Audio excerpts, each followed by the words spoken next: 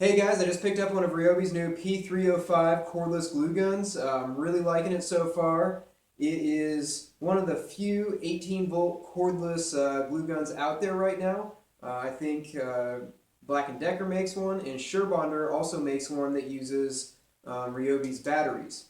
So I guess Ryobi said, "Why are we, missing out on this business?" So they finally made their own. I'm really glad they did because it's one of the cheapest ones out there too. I think the Black & Decker one's around $35 bare tool. The Ryobi is $30 bare tool, and the Surebonder is over $100 bare tool, but it comes with an AC cord option as well. So this is definitely coming in at a great price point from Ryobi, and I'm really looking forward to using this for all the projects that I use glue guns on. So uses I have for this thing, just generally tacking things together. I do a lot of woodworking. In one of my previous videos, I used a hot glue gun to set up a temporary jig. I glued a workpiece to a straight edge and then popped them apart afterwards. So this is primarily what I'm going to be using a glue gun for, and I really love not having to run a cord out to wherever I'm going. Plus, I'm really looking forward not having to go raid my wife's craft drawer for her glue gun and then getting in trouble when it's all covered in sawdust when I bring it back. So this one's mine, stays out in the garage, and I'm really looking forward to using it. All right, so let's talk heat up time. With a 1.3 amp hour battery, the P102 in here, the heat up time I actually got glue coming out of the gun was 1 minute 10 seconds. That's pretty fast.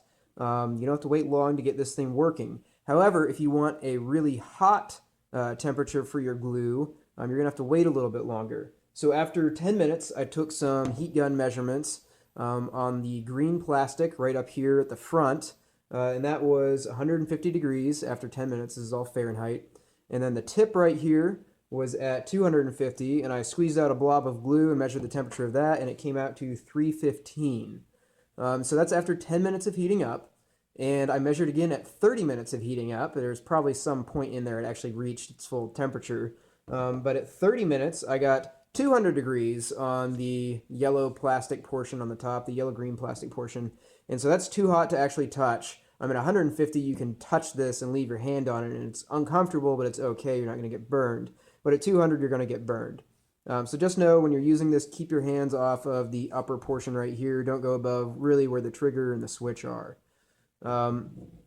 Also at 30 minutes, the tip of this was at 300 degrees Fahrenheit, and I squeezed out a blob of glue and measured the temperature of that, and it's at 400. So this does get up to 400 degrees, which I believe is the higher end when you're looking at glue gun temperatures.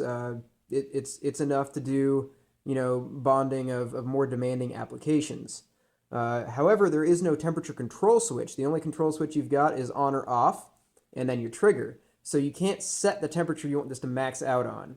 So if you're doing delicate work and you can't handle having 400 degrees for your glue gun, you're going to have to look somewhere else. Or turn this on and run it for 10 minutes and then pull the battery or turn it off and let it cool down a little bit. Those are your options.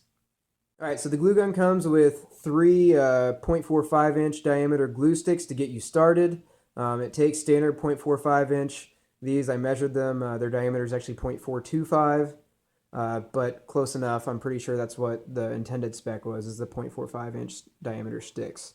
As far as runtime goes, Ryobi is claiming to get 3.5 hours out of a P108 battery, which is a 4 amp hour battery. So that's 3 times the capacity of this 1.3 amp hour P102 battery.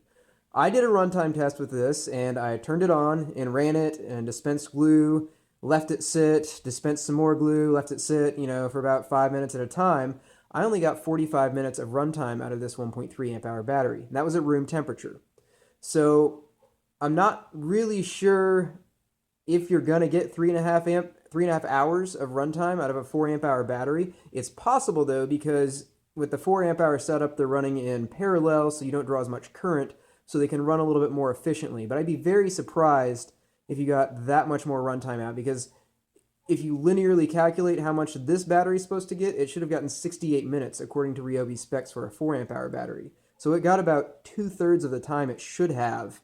And that's really getting on the low side of giving them leeway to say, yeah, it'll probably do that for a 4 amp hour battery. And unfortunately, I don't have a 4 amp hour battery to try that out with.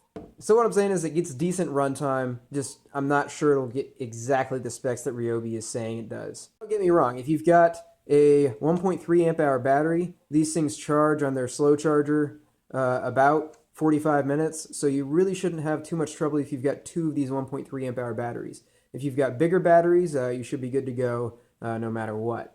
One kind of pro versus con thing about this gun is it's a little bit bottom heavy, and that's good for balancing because I hate using corded glue guns, and they always fall over because you trip the bump the cord, or the cord's just pulls it a little bit and it flops over. So I really like that you can stand these up. However, even with the lightest battery they have, it is bottom heavy, so you got to kind of torque it a little bit to get it vertical to do the work.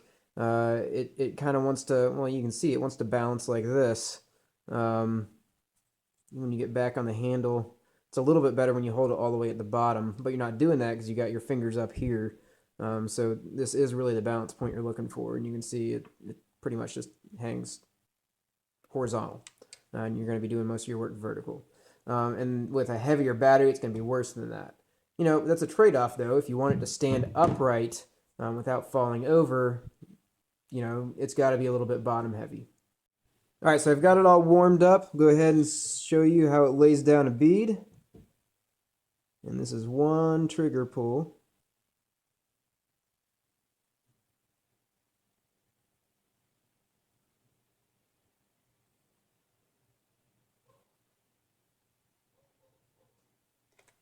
So you got about between an 1/8 and a 1/4 inch bead. Got probably about 4 inches out of this. Pretty decent for one trigger squeeze. Go ahead and do it again, see what we get. Comparable results.